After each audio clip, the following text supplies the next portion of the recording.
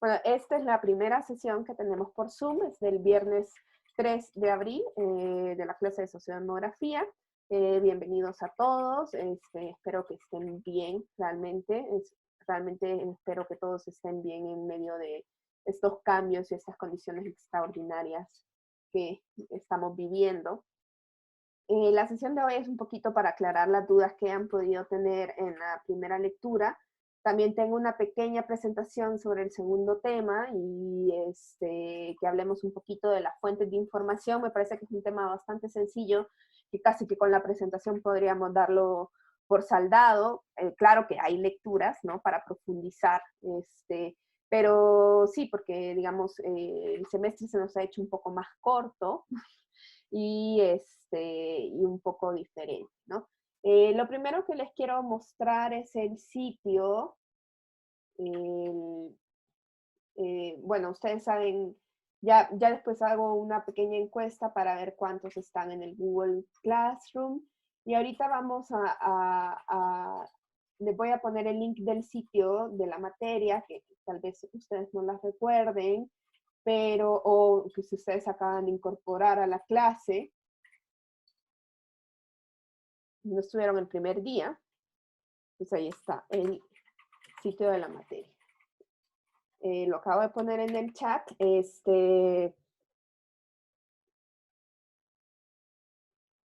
Y voy a compartir mi pantalla ahorita.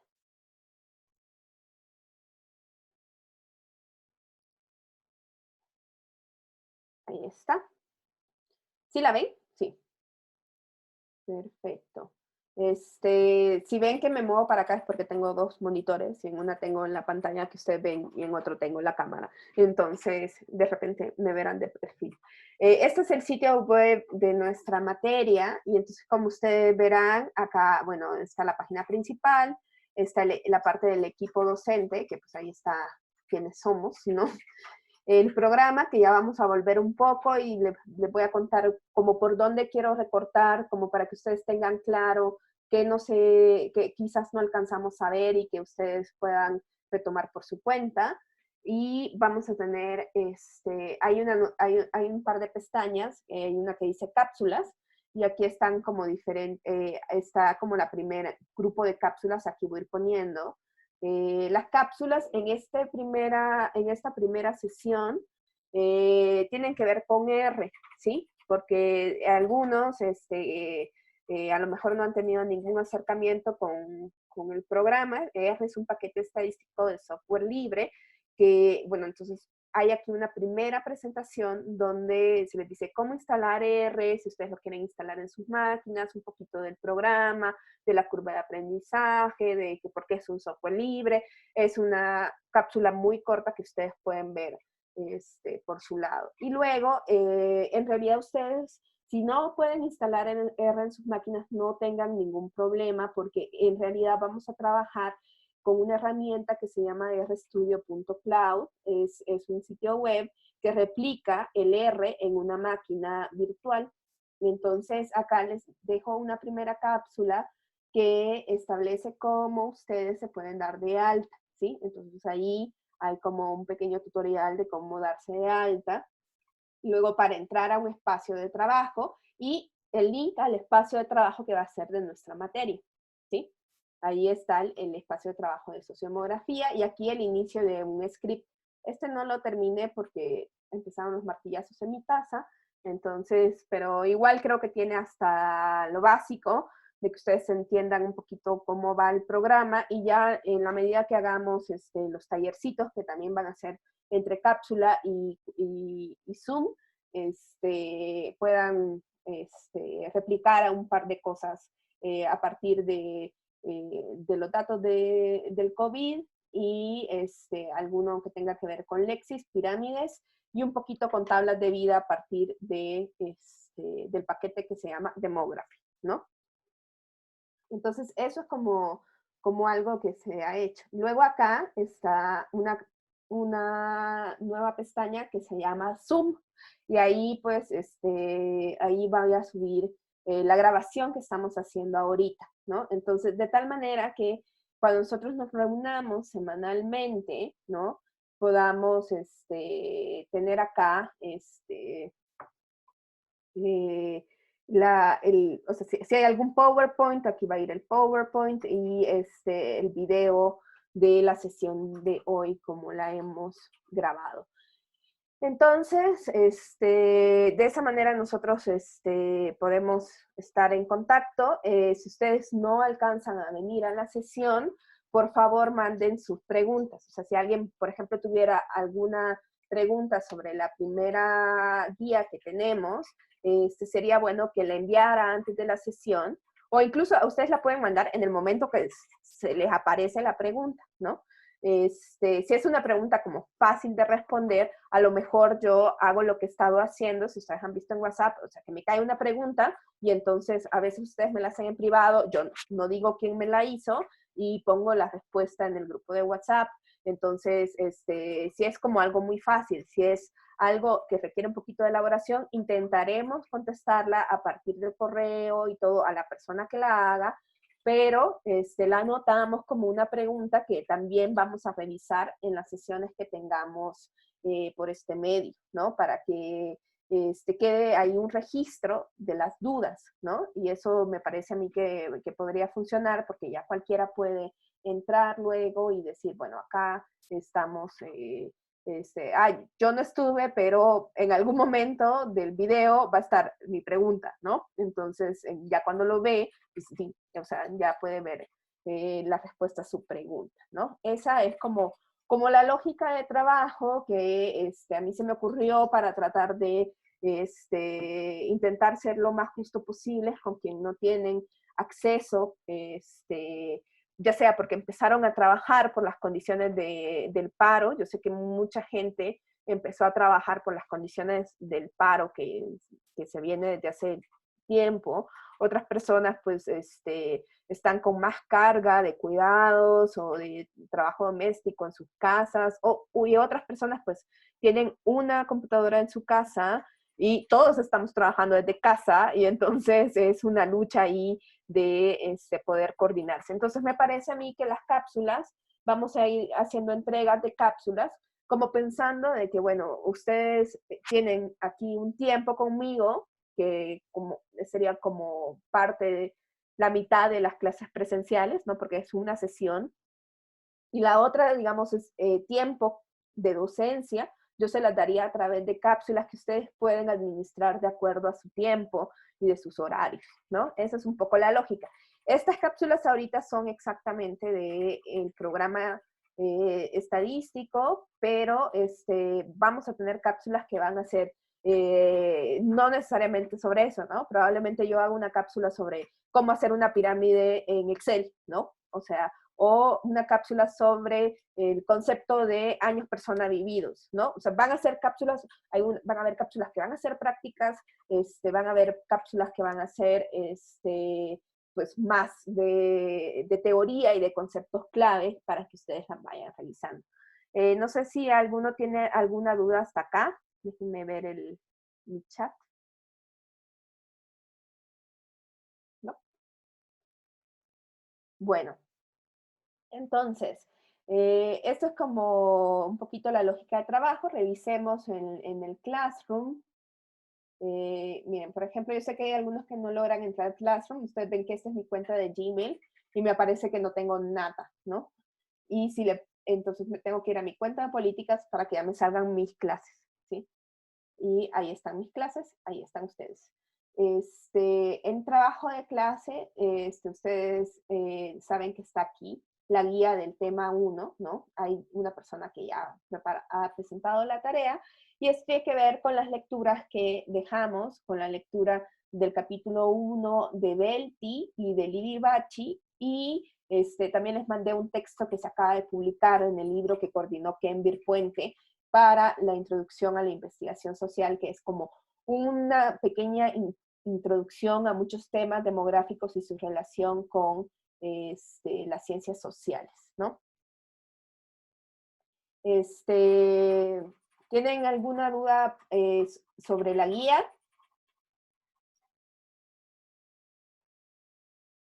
No. No. Bien. Perfecto. Entonces, ¿les parece si entonces paso a la presentación del tema 2? Espero que pues estas partes claras del concepto de demografía, algunos conceptos, vamos a ir una y otra vez sobre algunos conceptos como flujo, stock, evento, esas cosas las vamos a ir mencionando más.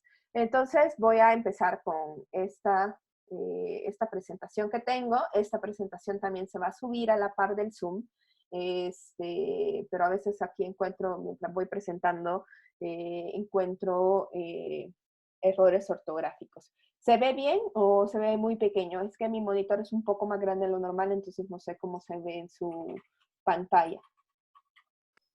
Se ve bien. Gracias. Entonces, bueno, el segundo tema que nosotros tenemos en nuestro programa tiene que ver con las fuentes de información demográficas, ¿sí? En teoría, tendríamos que darle a esto 4 horas y tendríamos que ver la naturaleza y objetivos de distintas fuentes para el estudio de las poblaciones, sobre todo dividiendo las fuentes de información que tienen que ver con stock y con flujo. Ya vamos a volver a qué es cada uno de esos. Y digamos que si ustedes quieren entender muy bien este tema, pueden ir a revisar el capítulo 2 de Livi Bacci, que también está en la bibliografía, y el capítulo 2 de Belti. Y bueno, ¿qué vamos a entender por fuentes demográficas? Vamos a entender por fuentes demográficas como ese instrumental, institucional y organizativo mediante el cual se recogen los datos de interés demográfico. Y la naturaleza de estos datos se va a referir a la unidad del objeto, de cómo se recogen esos datos, a sus características, su elaboración y su presentación.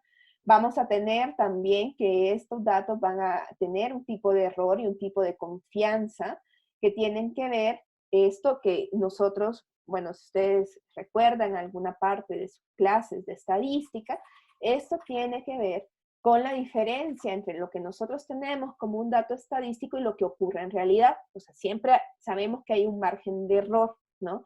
Es muy difícil que nosotros tengamos un dato que sea completamente fidedigno a la realidad. Entonces, siempre vamos a tener buena parte de la demografía, que no es nuestro objetivo en esta clase, pero si ustedes quieren seguir por este mundo demográfico, buena parte se nos va a los demógrafos corrigiendo datos, ¿no? Entonces, eso es muy importante.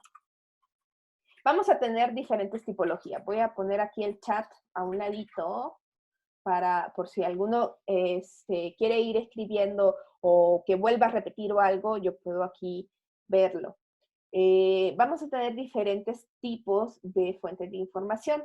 Entonces, yo acá he puesto 3 que tienen que ver con la clasificación que hace Belti en su lectura acerca de cómo podemos establecer diferentes tipos de información. Entonces, primero yo puedo dividir la información de acuerdo a mi objetivo, ¿sí?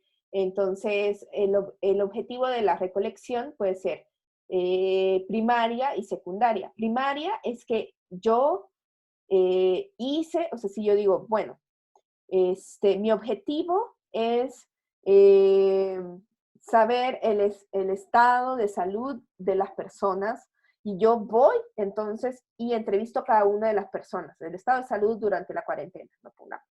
Entonces yo levanto la información precisa que recoja lo que a mí me interesa como objetivo de investigación, ¿sí? Y la secundaria es que yo estoy utilizando información que ya estaba disponible para algún otro objetivo, ajeno a lo que yo estoy proponiendo, o a veces sí puede ser cercano, pero no lo hizo, la persona que está diseñando la investigación no recogió el dato. Y esos son los datos secundarios, ¿no?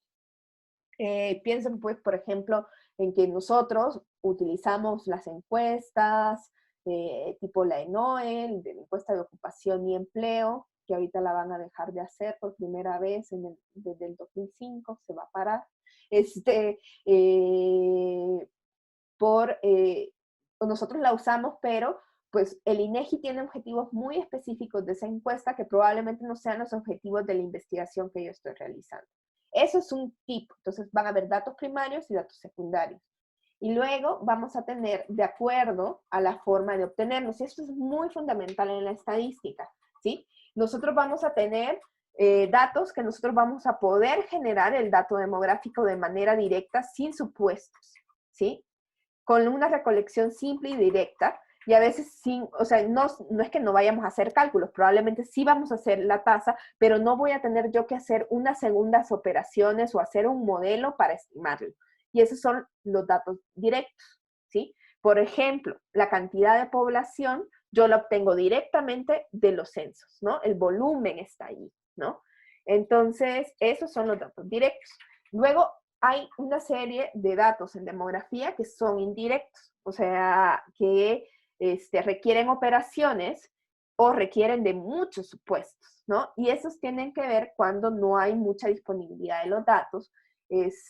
Por ejemplo, el saldo neto migratorio es un tipo de dato indirecto, ¿sí? Porque yo lo que estoy haciendo es decir, bueno, estoy midiendo la migración porque es lo que me hace falta de los nacimientos, de las muertes y de la cantidad de personas que había en el periodo anterior. Entonces, eso es una estimación indirecta, porque yo no he medido la migración. Yo lo que tenía era la cantidad de gente, los stocks poblacionales, como lo vimos en la ecuación compensadora, que ahorita creo que en un par de láminas la vuelvo a poner, y la vamos a seguir poniendo a lo largo de toda la clase porque es nuestra ecuación fundamental. Entonces, de esa ecuación compensadora, yo en realidad para obtener el saldo neto migratorio, tengo nacimientos, defunciones y la cantidad de población. Si ustedes revisaron un poquito el texto del capítulo que les envié, ahí justo incluso pongo un ejemplo y una pequeña actividad acerca de para calcular el saldo neto migratorio. Entonces, si pueden leer esa parte también, ese ya sería un dato indirecto, porque no hemos medido la migración. Nosotros asumimos que la gente que nos falta ha migrado, ¿no? ¿Todo bien hasta ahí? Sí, ok. Y luego vamos a tener los datos también se van a poder separar por su nivel de corrección, ¿no? Nosotros no vamos a refinar datos en esta clase, pero sí se hace muchísimo, muchísimo, muchísimo, muchísimo en demografía. Brutos es que no les hemos hecho nada, a veces tiene que ver porque no hemos desagregado o porque no hemos suavizado, no hay ajustes, no hay correcciones. Y refinado es cuando ya hemos hecho procesos. Por ejemplo, ustedes no están para saberlo todavía porque no hemos hecho, no hemos visto eso, pero en realidad, por ejemplo, en los censos tenemos un gran problema de que la gente, que se llama la atracción por el 0 o por el 5, ¿no?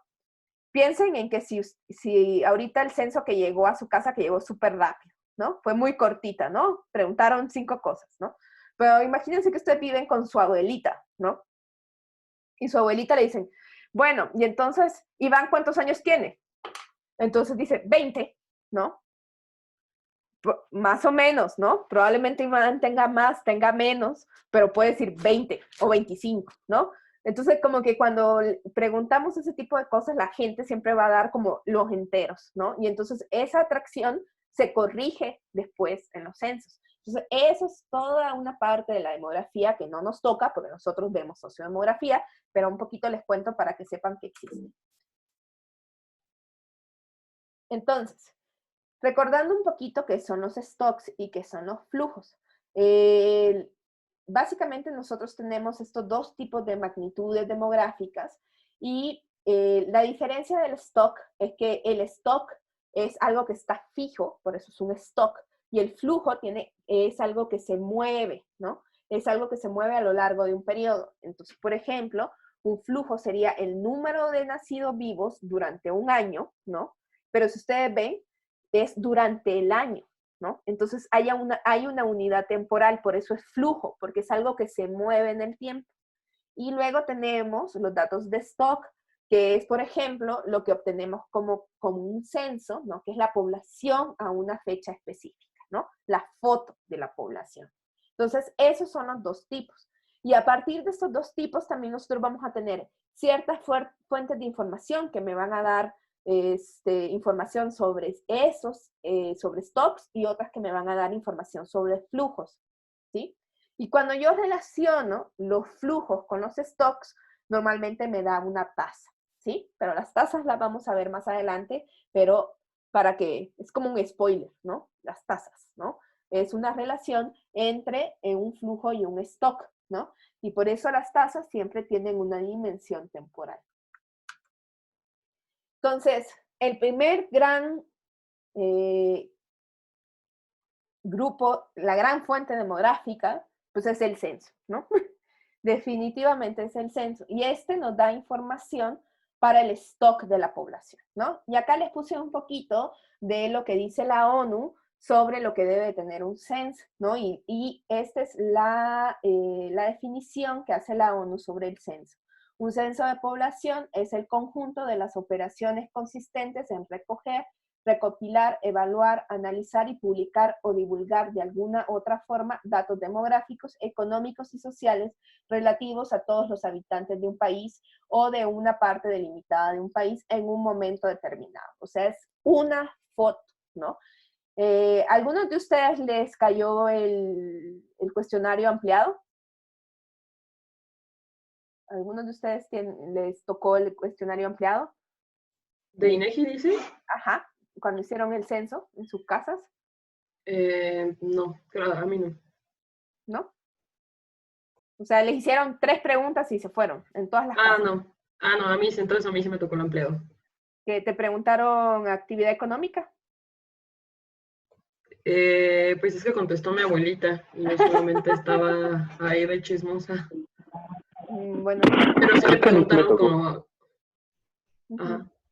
O sea, es que si no les preguntaron información acerca de dónde trabajan, sí te preguntaron. Sí, a mí sí. Sí, pero, o sea, como pues yo estoy de actividad, o sea, me pusieron estudiante, básicamente, porque me dijeron... No, pero te tenían que preguntar muchísimas más cosas. Es que habían 2 cuestionarios en el censo. Había uno que es el cuestionario normal y el cuestionario ampliado que se le aplica al 5% de la población. Entonces esa tiene ya mucha más información, ¿no? Y pero sí era, o sea, sí, o sea, sí era más largo, pues. O sea, ese sí, pero... No, entonces me aplicaron el corto, creo que sí fue el corto. Yo estaba ahí de chismosa, pero creo que fue el corto. Dice Lili que a su mamá sí se lo hicieron el largo. Bueno, miren, sí nos tocó porque, bueno, habemos 8 y a uno le tocó el ampliado que era al 5% de la población. Lo logramos, ¿no? Más o menos una persona acá. Bueno, la religión sí se lo preguntan a todos. La religión sí es algo que se pregunta y lo preguntan muy, muy, muy, muy específico a muchos. Y pero ahorita vamos a checar los cuestionarios y ya a lo mejor ahorita que los chequemos en INEGI, ustedes me dirán si les hicieron el ampliado, les hicieron el cortito. Es muy cortito, ¿sí? Así como que nosotros, Entonces, la idea y que lo que nos dice las Naciones Unidas es que la población es un factor básico de la producción y distribución de la riqueza y que los censos son un elemento fundamental de planeación. O sea, la verdad es que con eso, o sea, si ustedes hace como una semana en las conferencias de la tarde, estaban haciendo todos los cálculos de cuánta presión iba a tener lo que estamos viviendo y tenían un montón de información sobre la población. Eso no se podría hacer si no se hiciera el censo. Ese tipo de planificaciones no se pueden hacer sin el censo. Entonces, el censo es fundamental. Por suerte lo lograron terminar, ¿sí? Pero sí te censaron, Sara. Creo, dice. Bueno, si no, en realidad los censos a nivel internacional pueden tener una tasa de omisión entre el 10%, ya más del 10% ya uno empieza a decir, este censo no es muy confiable. O sea que sí o sea, sí pueden omitir como el 5% de la población y se pueden hacer estimaciones con la información que ya está, ¿no? Por suerte aquí el censo se logró terminar, a pesar de toda la situación, pero, pero bueno, incluso yo pensaba, ¿no? Cuando ya estaba, decía, bueno, con que ya tengan para calcular la omisión, pues ya estamos del otro lado, ¿no? Una foto, digamos, un poco pixeleada, pero foto al fin de la población que tengamos, es mejor que ninguna foto, ¿no? Entonces, un censo básicamente son conteos, ¿no? En realidad, el encuestador no es un encuestador del censo. Les tendríamos que decir enumeradores o entrevistadores en algún caso, pero no son encuestadores. No son los encuestadores del censo porque no están haciendo una encuesta, están haciendo un censo, ¿no? Entonces, los censos son conteos, ¿no? Y básicamente pues dan información. Los censos empezaron desde hace mucho tiempo, la época de los grandes censos que empezaron, si ustedes se acuerdan de la primera clase y de la lectura, saben que pues empezaron casi con los romanos, ¿no? Porque básicamente era cómo podíamos gobernar sin saber cuántos éramos. Y básicamente nos va a dar información sobre la población y sus características. En México, ¿cuándo comenzaron? Se estima que el primer censo que se realizó en México se realizó en la época precolombina, ¿no? Se supone que las tribus chichimecas en el Valle de México, ¿no? Que estaba este rey Solot que dijo, pues, quiero saber cuántos súbditos tengo, así como para saber, ¿no? Entonces, no, pero piensen de que en la antigüedad también, o sea, el poderío de un pueblo estaba en términos de los ejércitos, ¿no? Entonces, saber cuántas personas hay en un pueblo, eso te daba la idea de cuántos podían pelear por vos, ¿no? Entonces, y eso te daba como cierto poder, ¿no? Este censo se hizo de que llamó a toda la gente y fue tirando una piedrita ahí fueron tirando piedritas, ¿no? Y después contaron las piedritas y se dieron cuenta cuántos eran, ¿no? Y ahí se calcula, imagínense, en el año 1116 se calcula que habían solo 3 millones de personas en el Valle de México, cuando ahorita vemos más de 22 millones, ¿no? Ese es el primer censo del que se tiene. Después, durante la colonia, también hubieron un par de censos de población acá y, y recuentos también demográficos que también tenían esa idea. La colonia tenía que, pues,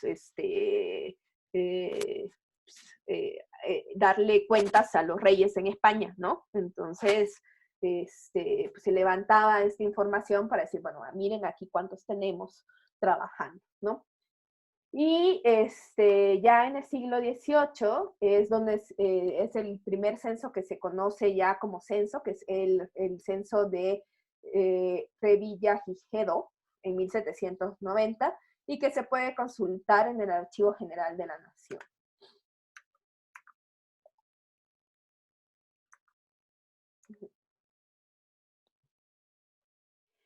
Entonces, ya a partir de 1820 es cuando se conoce como, se hace esta memoria de la población del Reino de Nueva España, ¿no?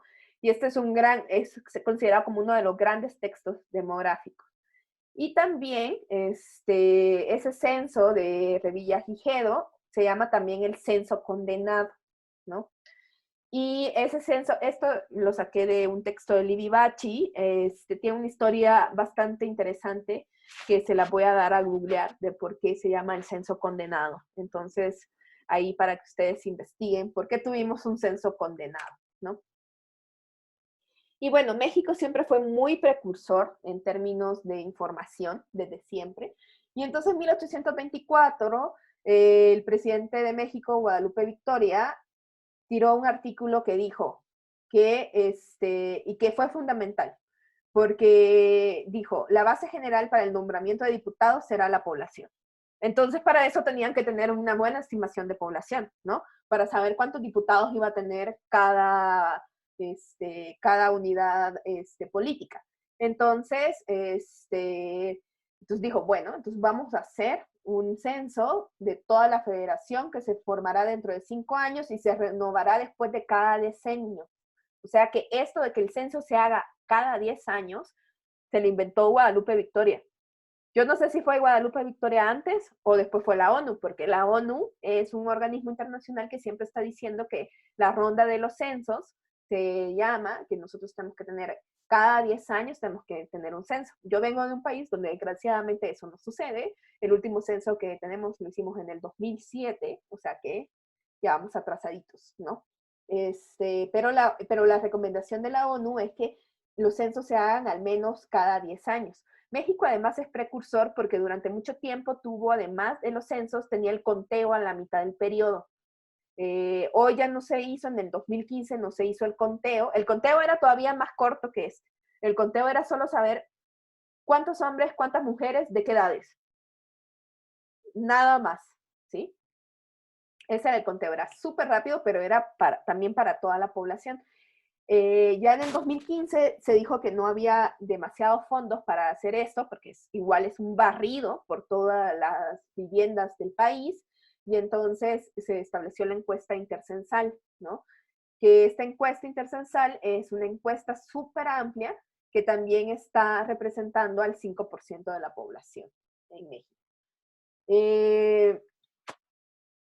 A partir de todo esto, el primer esfuerzo que se considera como para hacer en los censos lo hizo José A. Valdés y se hizo en 1831, ¿no? Y muestra un poco lo que querían saber era la situación demográfica del país al término de la Revolución de la Independencia, ¿no? Ya en 1882 se establece una Dirección General de Estadística y digamos que se va ampliando esta parte institucional para que se vaya haciendo el censo, y en 1892 se realiza el primer censo piloto, que se conoció como el Censo Peñafiel, así como la gaseosa, no, ustedes no dicen gaseosa, soda. Ahorita este encierro probablemente saque todo el salvadoreñismo que llevo adentro, entonces perdón si utilizo palabras que ustedes no conocen. Me avisan si no me entienden alguna, o si quieren aprender salvadoreño. Y ya después se fue haciendo cada vez más los censos, ¿no? Se fueron haciendo muy como relojitos, y especialmente a partir de 1895, el único momento en que, no, digamos, no se ha hecho como relojito el censo fue en 1920, que se hizo en 1921, porque, no, después de que se hizo ya en 1920, en la época de Revolución, a partir de entonces se hicieron cada 10 años, pero hay uno en que sí lo hicieron en un año. Entonces, esos son los censos, ¿no? Y ahorita, al ratito ya vamos a revisar, creo que aquí se me fue una cosa de orden.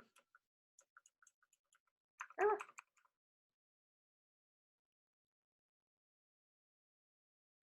Bueno, es que ya les iba a decir lo del censo de jure y censo de, pues creo que lo dejé en la presentación anterior. Antes de irme a las...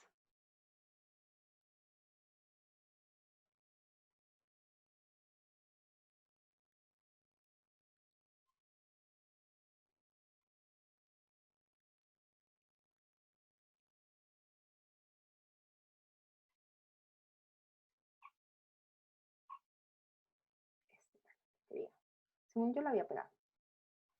Y bueno.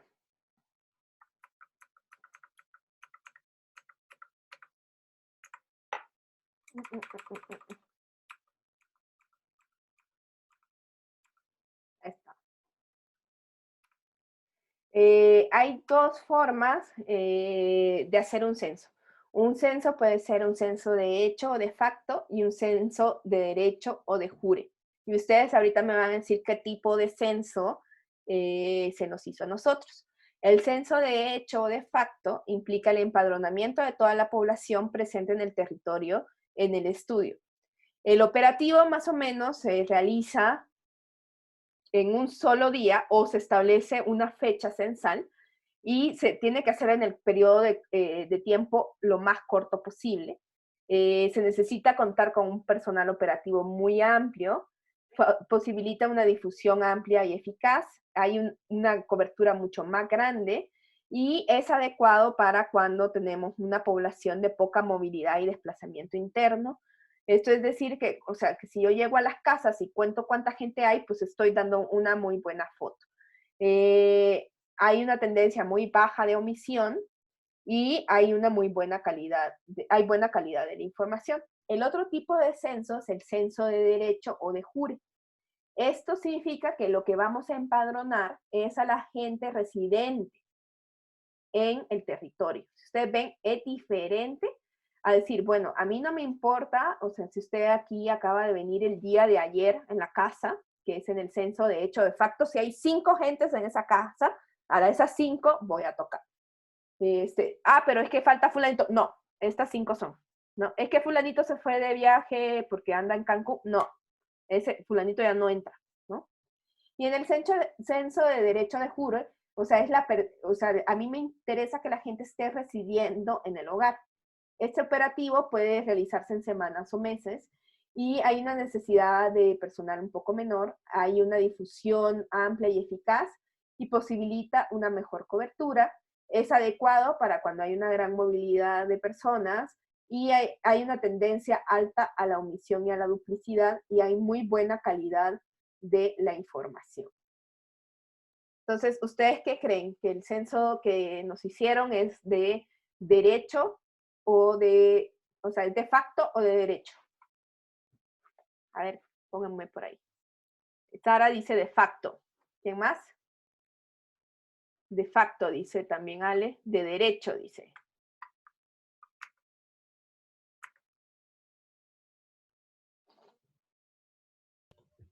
Pedro dice de derecho. Pedro dice de derecho. Lilian igual. Sí, ¿verdad? ¿Lili es Lilian? Sí. Okay. Sí. Pues, en realidad,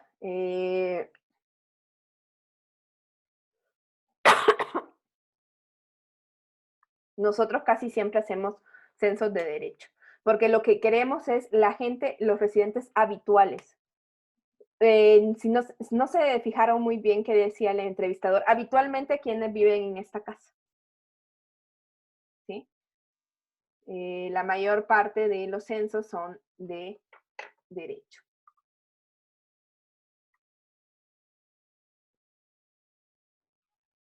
En el caso de los censos de facto, hay un par de desventajas, ¿no? Una es que dificulta la medición de los flujos migratorios, porque es esto, ¿no? Yo les digo, fulanito está allá, o sea, se fue de vacaciones, hay un perrito. Exactamente, dice Liliana, porque preguntan sobre todos, aunque no estén en ese momento. Dice que no le sirve el micrófono, pero muy bien, te estás haciendo comunicar. Exactamente, porque aunque no estuvieran en la casa, se les preguntaba y se preguntan los que residen habitualmente en la vivienda, ¿sí? Entonces, es un censo de derecho. Muy bien. Entonces, ay, sí. Sí, yo los iba a mandar con todas estas preguntas antes de que fuera el censo, para que estuvieran atentos, de que se fijaran qué tipo de censo era, qué preguntas les habían hecho.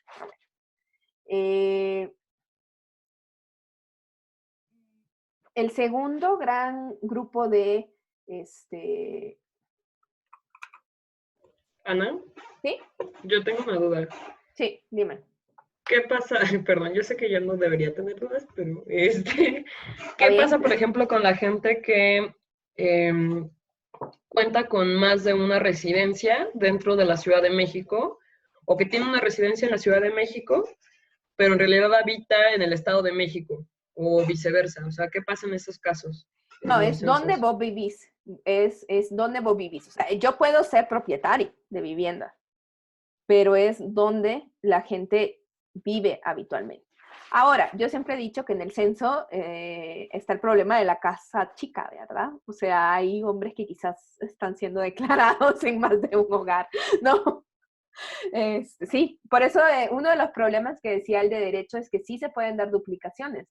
Sobre todo en el caso, hay gente también, trabajadores temporales, que viven en pequeños espacios, entonces cuando llegamos a censar esos espacios, pueden decir que viven ahí, pero también los pueden declarar en sus casas. Entonces sí hay un poco de duplicidad en algunos casos. Pero pues se asume que es poca, ¿no? Pero sí, yo me imagino que hay gente que la declaran 2 veces, definitivamente. Y ni modo.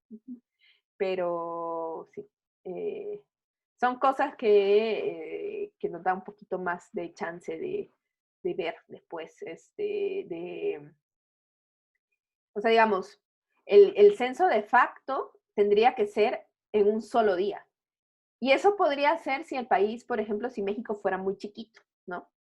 Entonces, te organizas con un montón de encuestadores y es un solo día. Por ejemplo, creo que en algunos países incluso dan asueto y es un día el censo. Y ya, ¿no? Pero en general, o sea, eso es muy costoso porque imagínense la cantidad de numeradores que se debe de tener para que se hiciera el censo en un solo día. O sea, Pero, por ejemplo, ¿en Salvador pueden hacer ese tipo de censo? no, en el censo de El Salvador en el 2007 se hizo en 2 semanas. O sea, había una cantidad grande de numeradores, pero se hizo en 2, 3 semanas. Y ya luego se establece una fecha censal, siempre se establece una fecha como promedio del levantamiento y eso es lo que nosotros llamamos la fecha censal. O sea, por más que pues, ustedes se dieron cuenta, pues este censo se levantó durante todo un mes, ¿no? Pero va a haber una fecha, ¿no? Donde está acá. Exactamente, todos los memes sobre el censo que tenían que ver con el de la casa chica, con el jefe del hogar, que eso es una cosa también muy, muy criticada con el censo, porque, o sea, sí necesitamos identificar a una persona para poder reconstruir parentescos, pero la verdad es que en la actualidad eso del jefe del hogar es complicado. Pero por ahí una persona en Twitter dijo de que el encuestador le había dicho, ¿quién es el jefe de hogar? Y la mujer había dicho, yo soy. Y ya cuando le preguntó, le dijo, entonces vive su marido acá. Sí, entonces usted no es la jefa de hogar. Entonces, es sumamente complicado esa parte. Todavía esperamos que mejore. Alguien se salió, esperamos que se pueda volver a incorporar, pues ya solo tenemos 7 participantes. El otro gran grupo de fuentes de información son las estadísticas vitales, ¿sí? Las estadísticas vitales tienen que ver con todos los certificados. Si ustedes se dan cuenta, desde que nacemos, ya venimos con un papelito, ¿no? Nos dan nuestra acta de nacimiento, ¿no? Entonces, hay muchos hechos vitales que se van registrando y tenemos información sobre eso. Entonces, el acta de nacimiento, el acta de defunción, el acta de matrimonio, el acta de divorcio, todo eso da información, ¿no? Y se utilizan muchísimo para estudiar la demografía, ¿no? Son un buen proxy de saber cómo se comporta la población porque muchos, primero, son indispensables para que tengamos identidad, muchas veces son indispensables para ciertos trámites. Pensemos que pues, el niño si va a entrar a la escuela necesita pues ahí su certificado de nacimiento, y todo el procesamiento estadístico de estos certificados se va a conocer como estadísticas vitales. Y ahorita ya vamos a checar en INEGI dónde están. Y este tipo de estadística data desde la Edad Media, ¿no? Y ustedes piensen que por eso hay una gran relación entre la demografía y la teología en los primeros años, porque muchas cosas, o sea, y sobre todo la gente que hace demografía histórica, se tiene que ir a ver las actas de las iglesias, ¿no? Porque antes pues no era un registro civil, sino que un registro a partir de la iglesia, ¿no? Si la gente se nacía, pues ahí está la fe de bautismo, ¿no? Pues ahí está el muchachito, ¿no? Nació, está bautizado. O la persona se murió, se le dio la unción de los enfermos. La persona se casó, pues ahí está cuando se hizo la misa y todo eso. Entonces, buena parte de la demografía histórica implica revisar todas estas cosas. Incluso no sé si ustedes han visto esta serie de Anne with an E, de Netflix, de Anne de Green Gables. Bueno, la muchachita es ¿cómo se llama? Es una huérfana. Entonces, para ir a y saber un poco sobre su pasado, va a ver los archivos de la iglesia, ¿no? Porque pues antes los registros no eran civiles, sino que eran de parte de la iglesia, ¿no? Entonces, esto es una cosa que saqué de Libibachi, si algunos reconocen la letra, y todo esto con la secularización se intenta quitar. Claro, sí, por eso después ya lo hizo el Estado. Aún algunas cosas se pueden considerar como parte de la iglesia, pero es que si ustedes leen incluso los libros viejísimos de demografía, bueno, no tan viejísimos, o sea, los que son de los años 60, en la parte de fecundidad aparece los hijos que están, los hijos como del matrimonio y los hijos fuera del matrimonio, una cosa así de horrible, o sea, pero sí, o sea, se ha intentado pasarlo a más de manos del Estado, ¿no? Y hoy ya tenemos registros civiles de la población, pero todo eso en algún momento se le llamó los estados de las almas, ¿no? Que hacían los párrocos durante la Pascua y se actualizaban año con año. Los estados de las almas, así se llamaba.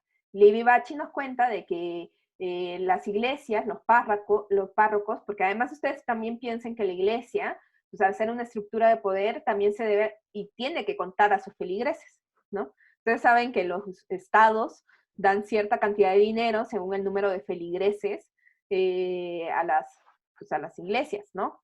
Pero se puede hacer un trámite si ustedes se quieren dar de baja. Eso, creo que tienes que escribir al Vaticano y en algún momento te contesta que, bueno, gracias por participar y ya te quitan del padrón.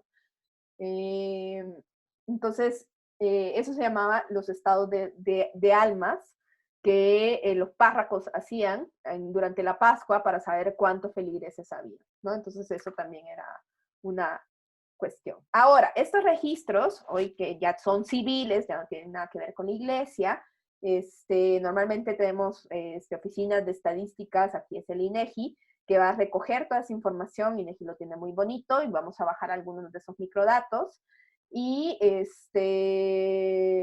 tienen algunos problemas, ¿sí? Ay, miren, puse ocasiones con C. Tienen problemas de registro. Primero, imagínense, porque primero estamos frente a la burocracia, ¿no? Entonces, eso genera un problema de registro. Otra cuestión tiene que, ahí necesitamos que entre otra persona, si me le pueden dar. Ahí está. Y primero estamos con la burocracia, y luego, por ejemplo, en muchas zonas rurales, si los niños se mueren a muy temprana edad, nunca los registran como nacidos, por ejemplo, ¿no? Incluso durante la época donde la mortalidad infantil era muy alta, pues casi que te esperabas a que el niño tuviera 5 años para irle a sacar el registro, la partida de nacimiento y mandarlo a la escuela, ¿no? Luego también hay un montón, eso es, digamos, omisión en términos de volumen se puede dar por falta de registro, o ustedes piensen en países así tan terribles donde existe gente que nunca está registrada, como en el caso de China, ¿no? Que existe una buena parte de la población que no tiene identidad, porque durante la época de esto de solo un hijo por familia, todos estos otros niños que nacían como segundos hijos, muchas veces no tenían certificado de nacimiento, o sea, hay una serie de cosas que puede hacer de que los registros civiles no puedan estar, y después tienen que ver, hay otros tipos de problemas de registro, por ejemplo, en las partidas de defunción, a veces hay un problema de registro de las causas de muerte, eso es un gran problema, o de dónde fue la muerte, hay una cantidad de cosas. Gente que dice, bueno, que ante la violencia y para no tener problemas, dicen, no, es que mi hijo se suicidó cuando lo mataron, hay diferentes cosas, ¿no? También pueden haber problemas de oportunidad en términos de que se hacen inscripciones tardías. Una de estas cosas puede tener que ver con la ignorancia de no saber que tengo que hacer ese registro, ¿no? O sea, gente que dice, bueno, o sea, yo estoy aquí, soy viuda, no sabía que yo necesitaba un papelito que diga que mi marido se murió, punto, ¿no? a veces por comodidad, a veces por cosas de causa mayor. Entonces, estos son problemas que son de alcance. Hay problemas que son de alcance, que es en la medida en que nosotros podemos contabilizar el evento y aplicarlo a toda la población, y otros que tienen que ver con la cabalidad, que es en la medida en que nosotros sí estamos dando cuenta de cómo el hecho vital se dio, ¿no? Y luego, obviamente, vamos a tener problemas de omisión o subregistro, personas que nunca van a aparecer, muertos que nunca van a tener un acta de defunción, por ejemplo. Piensen en el gran problema de los desaparecidos en el país. Todo esto nos va a dar siempre problemas de información, pero bueno, es lo que hay, ¿no? Acá Libby Bachi nos cuenta, por ejemplo, que si ustedes quieren saber qué tan bueno es el registro del nacimiento, un indicador muy útil es que nosotros por regularidad biológica siempre nacen de 105 a 106 nacimientos de hombres por cada 100 nacimientos de mujeres. Esa es una regularidad biológica, porque los niños tienen mayor tasa de mortalidad en el primer año, en los primeros años, ¿sí? Entonces, como que la naturaleza es sabia y dice, bueno, como se van a morir un poquito más, ahí les van un poquito más, ¿no? Y esa es una regularidad biológica. Entonces, cuando ustedes van y checan, entonces él dice, bueno, por ejemplo, en España en 1900, o sea, hace mucho tiempo, es un poco demografía histórica, va y revisa las actas de nacimiento y se da cuenta que, pues, registran más a los hombres que a las mujeres, ¿no? ¿Sí? Ahí claramente hay un problema de cabalidad en el registro porque no se están registrando las mujeres. Eso tiene que ver porque a lo mejor pues no les parecía importante registrar a una mujer, no les generaba o puede haber un montón de consideraciones acerca del sexo y del género que implicaba que se registraran mucho menos a las mujeres que a los hombres en las estadísticas vitales, ¿no? Entonces, esto es un ejemplo de cómo nosotros podemos utilizar ciertos parámetros para saber, no, bueno, es que sí hay bastante, aquí algo está raro en los datos, ¿no? Porque la regularidad biológica nos diría que sí, que deben de estar, deben de haber más hombres, o sea, que aquí te dice que nacen 113 hombres por cada 100 mujeres, cuando la regularidad biológica sería que nacieran entre 105 y 106 hombres por cada 100 mujeres. Entonces, eso es una situación que se puede dar. Luego, la otra gran fuente de información que nosotros tenemos son las encuestas de hogares, ¿sí? Algunas técnicas de muestreo para captar las características de la población se prefiere que se hagan en las encuestas de hogares. El censo es carísimo, carísimo. Vayan y averigüen cuánto costó este censo de tarea, ¿sí? Y se van a dar cuenta que sí es un dineral. Y entonces cada pregunta que se incluye en el censo cuesta muchísimo. Entonces, cuando nosotros queremos tener como mucha más riqueza de la información, se prefieren hacer las encuestas, porque entonces probablemente si a ustedes les toca una encuesta que no sea el censo, pues van a estar ahí hablando con el entrevistador como 5 horas. No es cierto. Bueno, la del ingreso y gasto probablemente sí, pero sí, o sea, son cuestionarios mucho más densos que me dan muchísima más riqueza. Entonces, estas nosotros preferimos hacerlas con técnicas de muestreo, y vamos a poder profundizar de mejor manera en los componentes demográficos que nosotros hemos venido estudiando, que es la fecundidad, mortalidad e inmigración.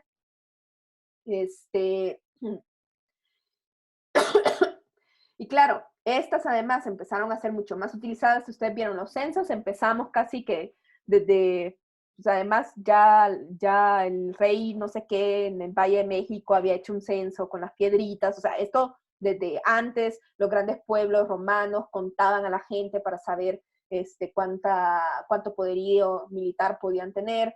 Pero las encuestas se empezaron un poco más tarde, porque las encuestas tenían que venir de la mano del desarrollo de las técnicas y del diseño del muestreo, que estos son temas que se tienen que ver en estadística 1, 2 y 3, ¿no? Y entonces, por ahí a partir del siglo XIX, del siglo XX, no, siglo XIX, sí, Carlton las empezó a hacer. Estados Unidos hizo su primera encuesta de desempleo en 1940 y en 1947 fundó una encuesta que cuando hablemos de migración vamos a hablar de ella, que es la Current Population Survey. Esa encuesta es de las más antiguas y esa es la que nos va a dar información sobre los migrantes que están en Estados Unidos. Entonces, por eso ahí podemos encontrar a los mexicanos en Estados Unidos. Esta es una encuesta que también es de tipo prospectivo, es decir, que se visita la vivienda en más de una ocasión. Y, por ejemplo, este diseño también lo tiene la Encuesta Nacional de Ocupación y Empleo. La ENOE se levanta cada 3 meses y se realizan 5 entrevistas trimestrales para cada una de las viviendas y en cada trimestre se va reemplazando un quinto de la muestra porque, pues, o sea, te toca los 5 y sales y ahí vas, ¿no? Estas son en Estados Unidos, luego se empezaron a hacer un par de encuestas que también tuvieron un gran peso en el diseño de las encuestas que tenemos en México, que por ejemplo fue esta del conocimiento, actitud y práctica de la anticoncepción, ¿no? Durante los años 60, ¿se acuerdan que, si ustedes se acuerdan un poquito de nuestra primera clase, que espero que sí, dijimos que a partir de los años 60 ya se empezaba a hablar en las reuniones de población acerca de la fecundidad, ¿no? Todo el problema, ya empezaba a hablar de la explosión demográfica y entonces empezamos a hablar de las conductas reproductivas y anticonceptivas y ahí está. Ale ahí dice que costó 16,000 millones de pesos el censo. Un poquito más. Un poquito más.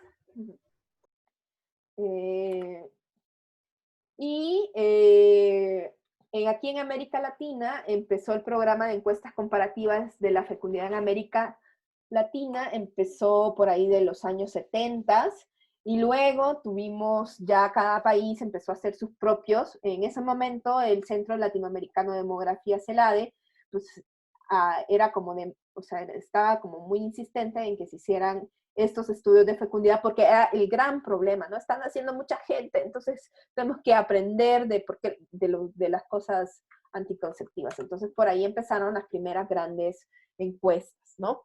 Mundialmente tenemos la encuesta mundial de fecundidad. En inglés se dice fertility, pero en español es fecundidad. Si ustedes quieren decir fecundity en inglés, es lo que para nosotros es fertilidad. Una pequeña cápsula. Y acá la encuesta de demografía y salud, que es la DHS, esa se utiliza muchísimo, esa está en un montón de países. Aquí tengo yo el link, a ver si sirve. Ahí está la DHS. Si ustedes ven, hay un montón hay bastantes países acá. México no la hace porque México tiene sus encuestas particulares, pero creo que sí hay información acá. Ustedes ven, aquí están cuántos vamos a hacer de las mujeres, por ejemplo. Pero yo quiero que me ponga, que veamos los países, para que ustedes vean cuántos países hacen esta encuesta. Ahí están. Todos esos países hacen esta encuesta. Un montón. Buena parte de África. Bueno, entonces esta DHS se utiliza muchísimo. Como ustedes ven, aquí dice que pues, se hace en muchos países en vías de desarrollo, aunque no nos guste esa palabra, ¿no? Entonces, estos son como un par, antes de irme para acá, vamos a revisar en el sitio del INEGI. Ustedes ponen INEGI en su buscador. No quiero la ENOE.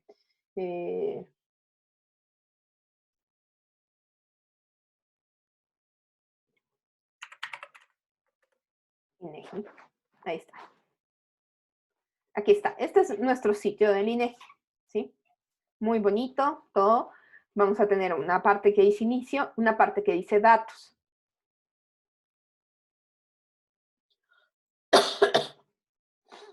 Entonces, si ustedes se van a programas, ahí si ustedes ven, están los registros administrativos o estadísticas, ¿no?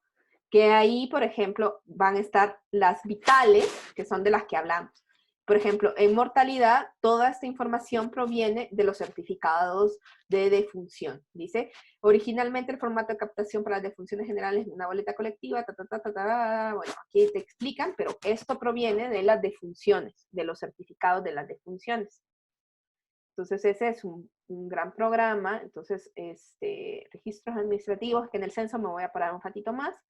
Aquí, natalidad, esto proviene pues de los certificados de nacimiento, ¿no? Entonces aquí ustedes van a tener tabulados, aquí están los nacimientos, se pueden bajar los microdatos, hay publicaciones sobre estas estadísticas vitales. Miren, si ustedes quieren revisar los nacimientos de 1985, se pueden bajar eso. Entonces, aquí está, ya INEGI nos pone todo esto y esto es una chulada. Yo quisiera que muchos más países lo tuvieran, ¿sí? ¿Cuál sería la diferencia propiamente entre tabulados? O sea, ¿para qué nos sirven los tabulados? ¿Para qué sirven los microdatos? Los Los datos tabulados, abiertos. O sea, digo, igual es como muy simple la duda, pero no, sí. no, está bien. Los tabulados a mí me permiten hacer tablas, ¿sí? Y entonces yo lo que voy a tener son estimados que son no individuales, ¿no? Entonces, yo cuando hago tabulados de cualquier fuente de información, lo que estoy haciendo es creando unas tablas, consultando, y, por ejemplo, yo voy a decir, cuántas mujeres, cuántos hombres nacieron en tal año, ¿no? Entonces me da una tablita, ¿no? Eso me da como resultado una tabla.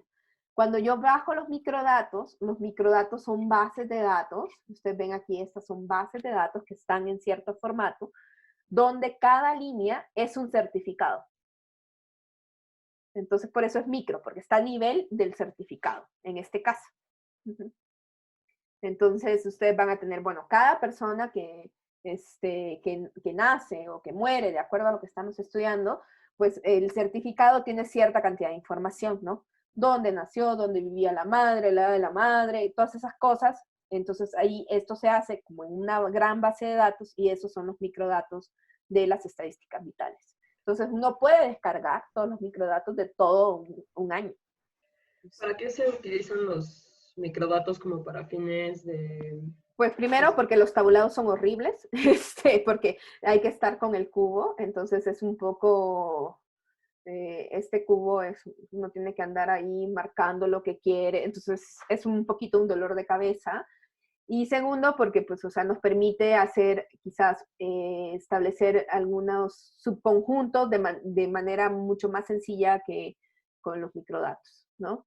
Y probablemente a lo mejor también, si quisieras hacer algún modelo estadístico o algo, podrías ocupar los microdatos. Gracias. Entonces, estos son de acá. Si nos vamos otra vez a datos y aquí a programas, vamos a ver que el primero acá están los censos y conteos, ¿no? Ahí está. Y vamos a tener, se hacen otros censos que además no son demográficos, como el censo agropecuario, que lo cancelaron con la 4T. Fue uno de los que murió. Hay censos de gobiernos, esto si ustedes quieren saber cómo funcionan todos los organismos. Están los censos económicos que se hacen a establecimientos, estos se hacen cada 5 años, y eso es un censo por establecimiento. Así como van a las casas, van a los establecimientos. Y están los censos de población y vivienda. Es decir, o sea, al mismo tiempo que se hace el censo de población, no llegan a la casa nada más y nada así nomás. Primero se hace de la mano del censo de vivienda, porque ¿dónde vamos a encontrar a la gente? Donde vive, ¿no?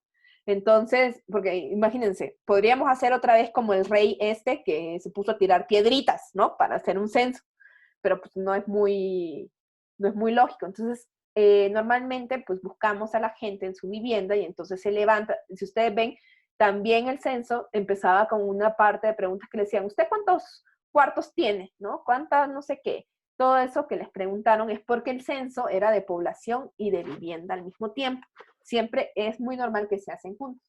Y si ustedes ven acá, entonces aquí hay información desde 1895, desde cuando yo les anduve contando ahí la historia de los censos, aquí está en 1895 en adelante. Si ustedes ven aquí, hay algo del 2020, pero obviamente no, solo están los resultados de la prueba piloto, el resumen ejecutivo, pero obviamente todavía no hay datos. Estos los primeros datos parece que los vamos a tener en noviembre. Y acá está, si tenemos el censo del 2010, si ustedes ven también, podemos consultarlo a partir de tabulados, y podemos, estos a lo mejor consultamos un par, se pueden ir haciendo las poblaciones, acá ustedes pueden ir, es como un cubo, como una tabla dinámica, es un poco, es raro, pero créanme que es mejor que Redatam, que es el que usan los otros países. Redatam es un programa que hizo CELADE para hacer este tipo de consultas en los censos, y estos cubos están mejor. Y también se pueden bajar microdatos. Ahora, si ustedes ven, aquí no me lleva a ninguna base de datos. Aquí hay algunas, pero estas son del cuestionario, por ejemplo, del cuestionario ampliado. No van a encontrar las bases completas. ¿Por qué? Porque imagínense ustedes, primero, sería casi imposible encontrar una máquina donde ustedes bajaran los 127 millones de registros que son los mexicanos. Pues no, nada les va a levantar eso, ¿no? Entonces, en general, lo que se hace es que hay un laboratorio de microdatos o de procesamiento remoto, y ahí uno pide las consultas para que se hagan en ese gran registro, y uno ya va ahí o se acerca al laboratorio, lo pide por correo, porque es muy difícil que nosotros podamos trabajar con esa cantidad de datos, porque son muchísimos, ¿no? A veces se pueden pedir como secciones, pero en general no podemos tener el censo completo de México. Es un poco imposible por su tamaño, ¿no? ¿Por qué se hace un cuestionario ampliado y por qué no se le aplica a todos? Porque es caro. Porque es carísimo. El censo, imagínense, costó 16,000 millones de pesos haciéndole ese cuestionario ampliado solo al 5%. O sea, lo que implicaría es que hubiéramos necesitado o más tiempo, que igual implican salarios para los enumeradores, o más enumeradores para hacerlo en la misma cantidad de tiempo, ¿no? Porque pues el cuestionario ampliado se tarda muchísimo más. Entonces, y como es algo que profundiza, preferimos hacer una encuesta, ¿no? Porque ya nos concentramos en la gente que sí está seleccionada en la muestra, y ellos nos van a dar una información bastante confiable de la población. 5% de una población tan grande como México es una muestra enorme, enorme, enorme, enorme. Entonces sí da como resultados muy específicos, mientras que los datos más estructurales los tenemos en el cuestionario básico. Entonces ustedes ven, aquí está el servicio de procesamiento. Y acá dice algo, microdatos armonizados por Integrated Public Use Microdata Series del IPUMS. Entonces les voy a contar qué es esto, ¿sí? Y después ya nos vamos a las internacionales. El IPUMS es una iniciativa que tiene la Universidad de Minnesota. Ustedes pueden darse de alta, pero necesitan, se tardan un poquito en darse de alta, no sé cómo estará ahorita con todo lo de la pandemia. El costo que nos mandó Ale tiene ya contemplado los salarios de quienes realizan las bases de datos, las gráficas, etcétera, o solo cumple los salarios de los encuestadores. A ver, Ale. No, sí ya tenía contemplado todo, pero es un aproximado porque se estima que es más. Sí. Lo estaba ahorita buscando en las noticias y sí fue muchísimo más de eso. Ese debe haber Pero sido el presupuesto. de hecho, creo que fuiste tú, Ana, la que nos había dicho que creo que fue una conferencia del año pasado, que el simple cambio de la pregunta sobre religión, me parece, o no me acuerdo de qué, sí fue como muy elevado, o sea, fue de millones y millones y millones, ¿no? Algo así nos Sí. habías dicho. Sí, porque la pregunta de religión que la metieron así, o sea, sí hay poder religioso para saber cuánta gente, porque en realidad si ustedes piensan, esa estaba en el básico, la de religión está en el básico, no está en el ampliado. Entonces que esté en el básico implica que hay un poder ahí para saber, pues las iglesias quieren saber cuánta gente tiene. Además, Exactamente, por el tiempo cuesta, porque imagínense ustedes cuántos cuestionarios puede levantar un enumerador en un día con el cuestionario ampliado. Van a ser probablemente una décima parte de los que puede levantar con el cuestionario básico. Entonces eso lo hace sumamente más costoso. además en este año, bueno, no sé si ustedes, pero a mí me lo aplicaron con una tablet. Entonces, no sé si Sí. eso también eleva un poco el costo, ¿no? Porque supongo que también tuvieron que verles. Sí, aunque eso, por ejemplo, antes también era un gran costo imprimir el cuestionario. Entonces, el cuestionario, o sea, imagínense si el cuestionario básico es delgadito, ¿no? Era delgadito anteriormente. Y el cuestionario ampliado, pues ya tenía varias hojas, ¿no? Entonces, pues también era, cuando se hacía de manera impresa, también implicaba mucho gasto imprimir. No, además, conmigo, por ejemplo, con la encuesta se tardaron 20 minutos. Y me parece que era la encuesta, bueno, el cuestionario simple.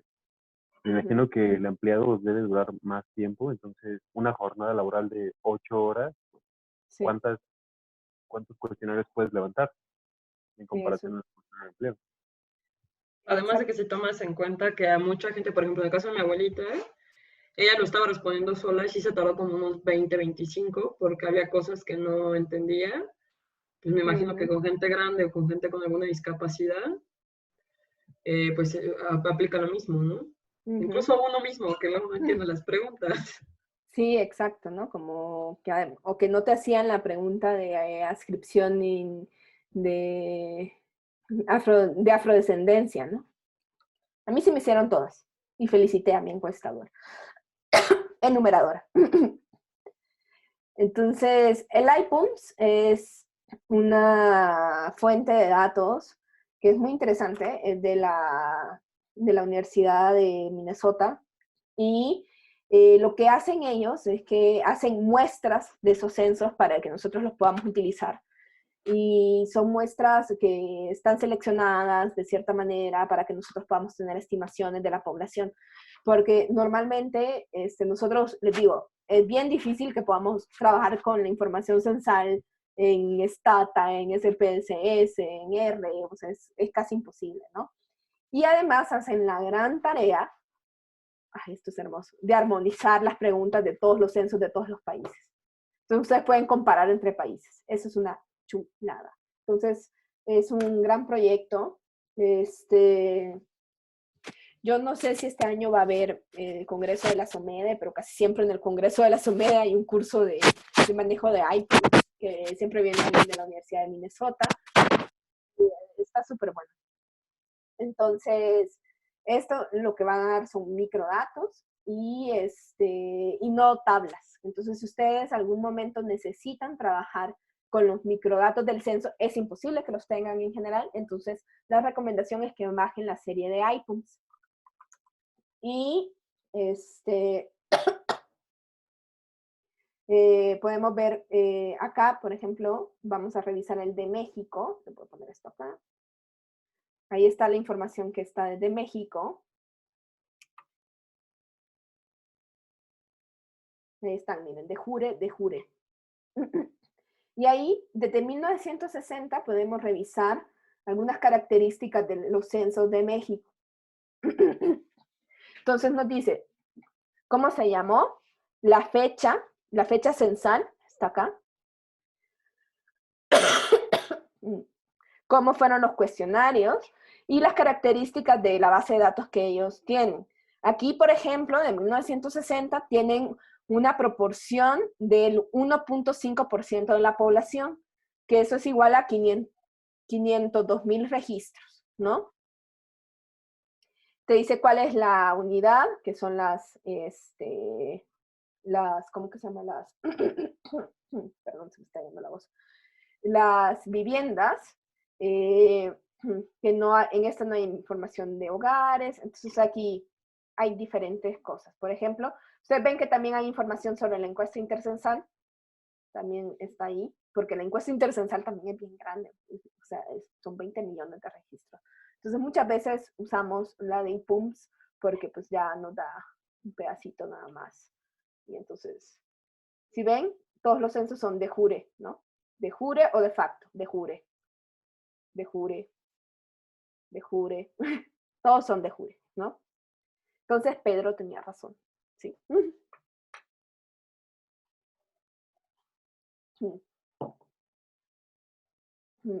Entonces, actualmente tiene información de más de 365 censos.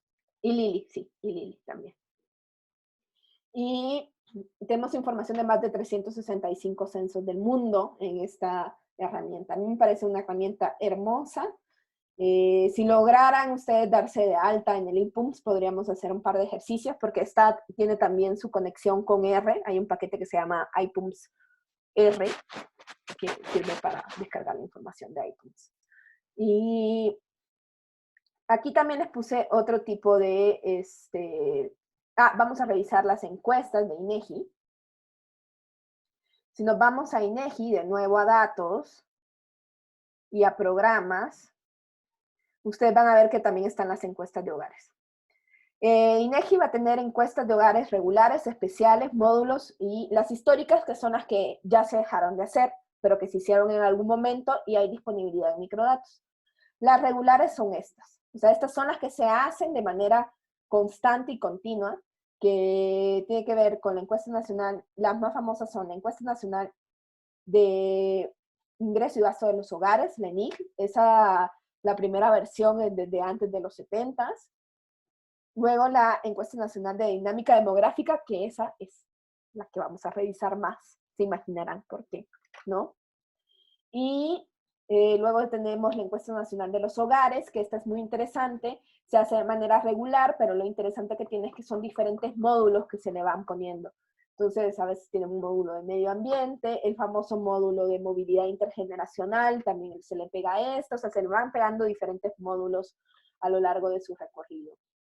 Y otra que podríamos utilizar, o que si ustedes les llaman la atención, es la encuesta nacional sobre la dinámica de los hogares, la ENDIRE, que esa tiene que mide la violencia al interior de los hogares.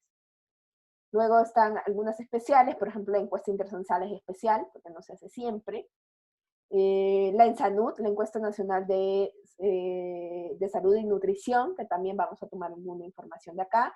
La encuesta nacional sobre salud y envejecimiento en México, la ENACEM, esta es muy bonita porque además es un panel que sigue a las personas a partir de los 50 años, entonces puedes revisar cómo va cambiando, cómo va viviendo la gente en la medida que envejece. Esa es muy bonita. Y bueno, esos son como las encuestas más cercanas a los temas demográficos que tenemos, ¿no? Otro día vamos a revisar ya con más detenimiento la encuesta, la ENADID, la encuesta de la dinámica demográfica. Y acá yo también les dejé algunas fuentes de información mundial que a mí me gustan mucho. Por ejemplo, está lamortalidad.org, que este es no es de la mortalidad, o sea, sí queda, pero es de América Latina, Latin American. Es una base de mortalidad a nivel de América Latina, entonces ustedes pueden aquí revisar todos los datos de estos países: Argentina, Brasil, Chile, Colombia, Ecuador, México, y está todo el conteo de muertes y en algunos casos incluso de causas de muerte, que a veces se puede separar por nivel regional dentro de los países, y entonces está también bastante actualizada y se pueden hacer comparaciones. A mí está muy buena. También hay una mundial, que es mortality.org, y también hay una base mundial de fecundidad. Hay unos paquetes de R que nos bajan esta información. Entonces, por eso R, está padre, porque pues, nos permite acceder a información mucho más fácilmente que otros. Entonces, ustedes acá en la mundial, pues, si ven, pues ya están los países de... Me da risa porque este es como mundial, pero en realidad le falta América Latina, entonces... Pero ya saben. El pensamiento colonial. Luego, Entonces, también vamos a tener lo mismo, hay una muy parecida, pero de fecundidad.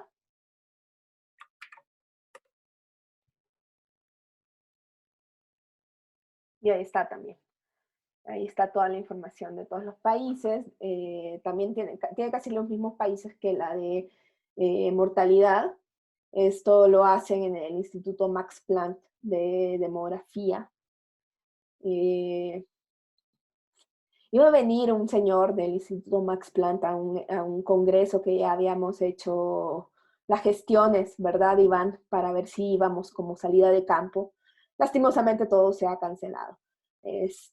Pero iba a venir un profesor del Instituto Max Planck de Demografía y había pedido permiso para que lo fuéramos a ver. Pero bueno, no vamos a poder.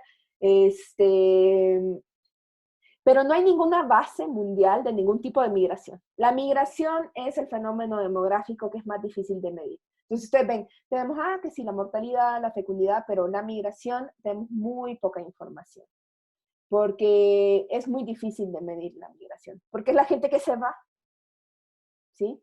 Hay esfuerzos de CELADE, que se lo voy a presentar después, de intentar hacer esta compaginación de censos, pero pasa que unos países no hacen los censos, otros lo hacen en otras fechas, a veces otros que van un poco desfasados. Entonces es difícil, ¿no? Porque, o sea, definitivamente si alguien migra de un país, tiene que haber llegado a otro país y lo tienen que haber contabilizado en un censo, ¿no? Pero pues los censos se hacen cada 10 años. Entonces, tener información sobre la migración así tan, digamos, tan ordenada como lo tenemos, de la fecundidad, de la mortalidad, de los volúmenes de población a partir del IPUMS, es complicado. Pero bueno, entonces ya con eso yo cierro la presentación. Esta se la subo también con el video que hemos hecho hoy. No sé si alguien quiere comentar algo, tiene alguna otra pregunta.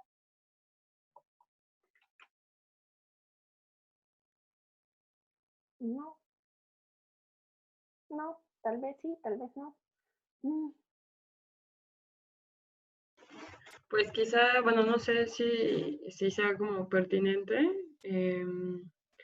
como qué es lo que va a pasar, bueno, dentro como una discusión de qué es lo que va a pasar ahorita con que pausaron el censo, bueno, eso uno. Y dos, con la polémica que está suscitando ahorita muchísimo en cuanto a, bueno, porque también es como tema, me parece que de la materia, ¿no? En cuanto a que el levantamiento de datos que se está haciendo por parte de los informes que se dan de todo esto del COVID y demás, como que no, o sea, como que no, parece que los datos no corresponden, ¿no? Entonces no sé si igual si se puede entrar y pues si a los demás les interesa y si tú sabes algo al respecto. Bueno, se supone que el censo sí lo acabaron, o sea, que sí se logró acabar, o sea, hay una labor de rescate de algunas omisiones que se está intentando recolectar por teléfono y por internet, ¿no? De que si pasaron por tu casa y te dejaron el sticker de ausente, que te comuniques, ¿no? Eso se está haciendo todavía, pero en general, digamos que sí lograron, o sea, sí trabajaron hasta el 31 de marzo, incluso en momentos en que quizás no tenían que haber estado tanto trabajando, pero porque sí hubiera sido un costo, imagínense, 16,000 millones de pesos tirados a la basura sin censo, y que además pues es una gran herramienta para poder planificar y luego ver también incluso qué está pasando o qué va a pasar con lo que estamos viviendo, o cuáles son los efectos que ha tenido, porque si no tuviéramos, vamos a tener una foto que va a estar ligeramente contaminada por el inicio de la pandemia, pero digamos, está el inicio, ¿no? Entonces, después vamos a poder tener algo que nos va a permitir compararnos en ese momento y que sepamos realmente la magnitud de los efectos, ¿no? Y bueno, con respecto a todo esto que está pasando, pues recordemos que es muy difícil ahorita establecer los datos finales, se tienen que afinar muchísimo.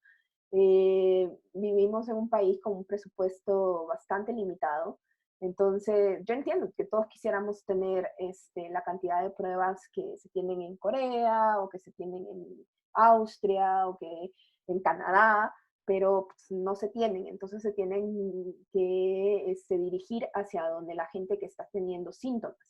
Entonces es como un poco chistoso porque ustedes van a ver que todo el tiempo nosotros vamos a trabajar con cocientes. Entonces hagan de cuenta que, o sea, nos dicen, voy a abrir aquí una diapositiva, ¿no?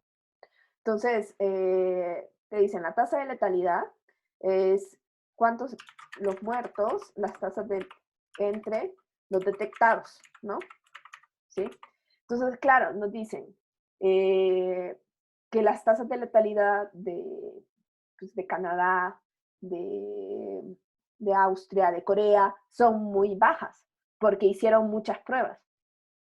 Claro, porque lo que tienen es la misma cantidad de muertos, porque los muertos son muy evidentes que se murieron y todos los países creo que los pueden contabilizar de alguna manera. Sí, a lo mejor va a haber algún error ahí de alguna neumonía típica que se pueden ir, pero si yo estos detectados le sumo los de muchas pruebas más, ¿no? ¿Qué pasa cuando yo aumento el denominador? O sea, se me hace más chiquito, ¿no? Entonces, claro, entonces ahorita es súper difícil irnos comparando con países porque los países se están midiendo de manera diferente. Yo creo que vamos a, o sea, que hasta que esto pase, vamos a tener una idea mucho más clara de qué está pasando, porque cada país tiene su singularidad, su manera de detectar, su manera de hacer las pruebas, su manera. Entonces, claro, entonces nos dicen, bueno, es que, ¿y por qué en Corea hubo una tasa de letalidad tan baja? Bueno, porque hicieron un montón de pruebas y entonces tienen a más gente en el denominador, ¿no? Entonces, yo pienso que si ahorita nosotros Sí. tenemos una tasa de letalidad del 4%, pero es sobre los detectados. Esa tasa que nos están dando es sobre los detectados, no es sobre la gente realmente infectada. Luego van a tener que hacer estimaciones de más o menos el porcentaje de gente que se infectó, pero esto probablemente sea hasta después que se acabe la curva, ¿no? Vamos a tener, o sea, pero ahorita no se puede tener tan claramente. ¿Sí? ¿Alguien estaba hablando? Sí, a mí me parece que en China habían mostrado una fórmula que estimaba cuántos eh, no detectados había por cada detectado. Ujú. Entonces, eso sirve mucho para hacer una estimación de en realidad la tasa de mortalidad, bueno, sí, de la infección. Exactamente. O sea, digo, se puede hacer ese estimado, pero yo creo que dependerá también de otras cosas que tengan que ver ya con cómo se mueva esto aquí en México, ¿no? O sea, ese estimado hay que ver si le puede funcionar a México, o sea, cuáles son los supuestos, o sea, todo eso habría que revisar. Pero sí, o sea, yo creo que es difícil, ¿no? Evaluar. A mí me parece, digo yo, que comparo dos países en pandemia. O sea, que el ejercicio de México es mucho más transparente que en otros países de América Latina. O sea, el hecho de tener una conferencia diaria y datos y que se puedan descargar y que tengan cierto nivel de desagregación, pues es mucho más de lo que podemos ver en otros países.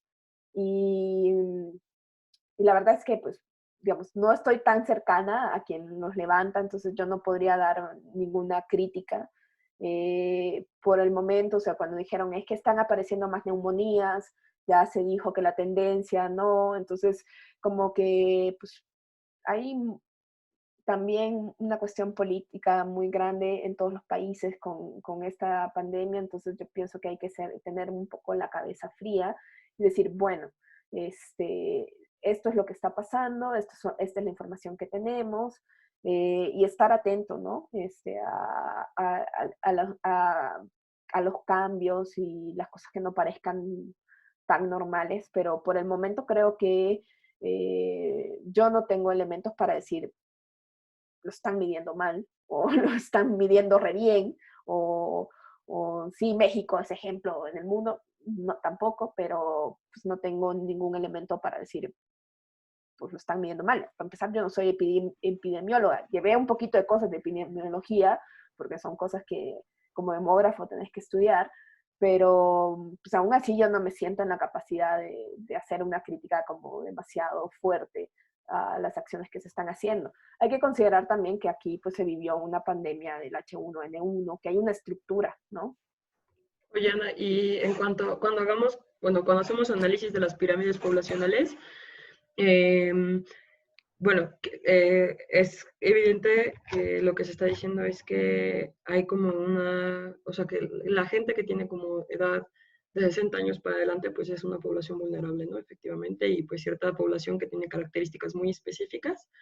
Sí. Pero para poder hacer análisis en la pirámide poblacional, ¿cuánto tiempo crees que tenga que pasar? Pues cuántos años para que podamos decir como, o ubicar en esa imagen que nos muestra la pirámide, para decir como, aquí pasó algo y esto que pasó se puede explicar a partir de tal cosa, pues la pandemia, ¿no? O sea, ¿cómo cuánto Pues, tiempo tendría que pasar para ver eso pues en yo la me pirámide? imagino que, bueno, lo que vamos a necesitar es el próximo censo. Ahí ya se va a ver, ya van a ser 10 años. O si tuviéramos información de algo en el 2025, alguna encuesta intercensal, algún conteo, incluso ahí podríamos ver los hoyos en la población, en las edades más avanzadas, y también probablemente algún cambio en los patrones de natalidad. Podríamos ver también si esto genera gente que haya postergado su planeación de un hijo. Imagínense ahorita ustedes están deseosos de tener un hijo o no, o gente que por la cuarentena tiene hijos, ¿no? No sé. También parece que en otros países, en China y en Corea, ya se está estudiando un poco tasas de divorcios. O sea, hay cosas que quizás vamos a ver un poco más rápido, ¿no? Efectos en tasas de divorcios, en tasas de natalidad, que va a poder ser mucho más notable que en las pirámides, porque las pirámides pues, nos cuentan, o sea, necesitamos la foto del próximo censo, ¿no? O sea, no de este que acaba de ser, porque este es pre-pandemia, sino del siguiente, o de alguna cosa en medio, como tipo alguna encuesta intercensal que esté a la mitad, o algún conteo. Pero hasta ahí, porque ahorita lo que tenemos es que, bueno, nosotros tenemos proyecciones de población de aquí al 2030, 2050, publicadas por CONAPO el año pasado, antes de que todo esto pasara, ¿no? Entonces, ahorita lo que vamos a tener como información de proxy de estimaciones de edad no está tomando en cuenta esto, entonces no lo vamos a poder ver.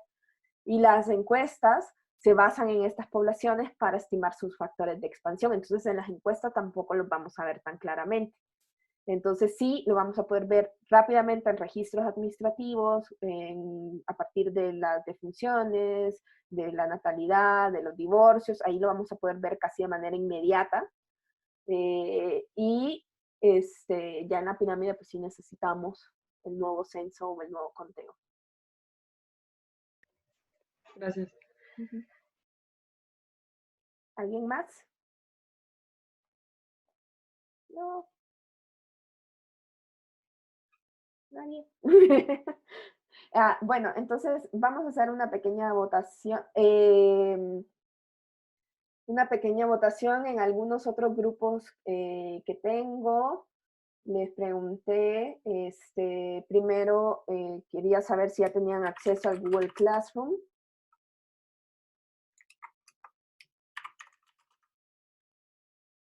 Acceso a Google Classroom.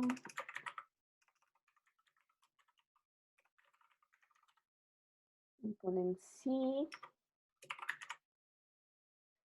No. Y para la entrega de la guía indicativa, ¿no? Que sí la podíamos tener para el 7 de abril, que es la próxima semana, o el 15 de abril, para que ya empecemos a calificar, ¿no? Entonces, eso, editar, entrega, guía 1. Ana, ¿Sí? ¿vas a tomar Semana Santa? Esa es la tercera pregunta. Si ustedes quieren Zoom el 10 de abril. Si logramos que seamos un par, o sea, si solo vamos a estar los adjuntos y yo, no. Pero si ya hay un grupo de que ustedes quisieran incorporarse el viernes, yo no tengo problema. O sea, pues no voy a estar acá, todos vamos a estar en nuestras casas. Ya dijo Chainbound que no es, que no son vacaciones la Semana Santa. Entonces,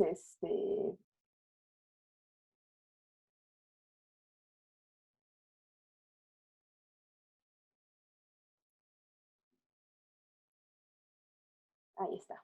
Entonces sí pueden aquí votar antes de irse para que nosotros veamos si hacemos un Zoom el próximo viernes o no. En realidad lo vamos a ir haciendo cada semana, pero bueno, esta es una situación particular. Siempre son opcionales, entonces, pero solo para saber y programarnos de si, pues, si tenemos ahí un grupo, digamos, un quórum mínimo para el próximo viernes, que son vacaciones, a lo mejor alguno pues no, si quiere ver bien, quedar en las vacaciones viendo Netflix, están en todo su derecho, pero pues si ya tenemos un grupito, pues igual podemos platicar un poquito de la guía 1, de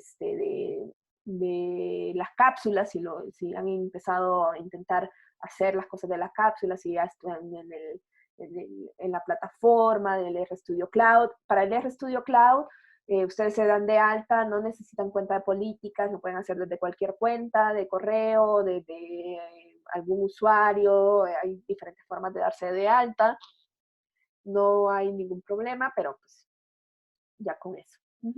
Entonces, bueno, con eso terminamos, voten antes de salir y nos avisan.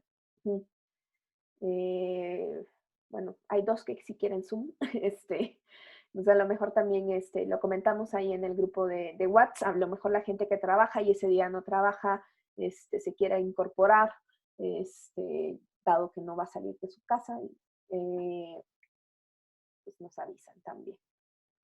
Y ya con eso creo que terminamos la sesión, nos vemos el otro viernes y cuídense.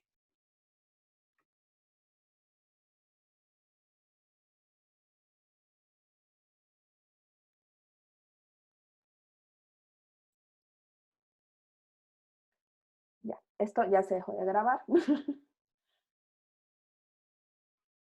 Perfecto, voy a finalizar la reunión. Aquí tengo un mensaje nuevo. Nos dice adiós, Sara, que te vaya muy bien.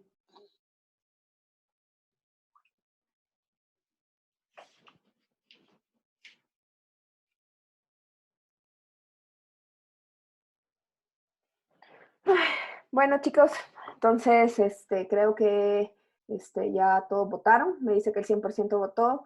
Hay un empate en la entrega del 7 de abril y del 15 de abril. Lo dejamos para el 15 de abril. Y todos los que se conectaron, si tienen acceso a Google Classroom.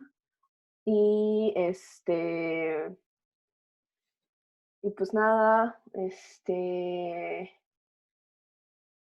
pues hacemos el Zoom, a ver quién llega.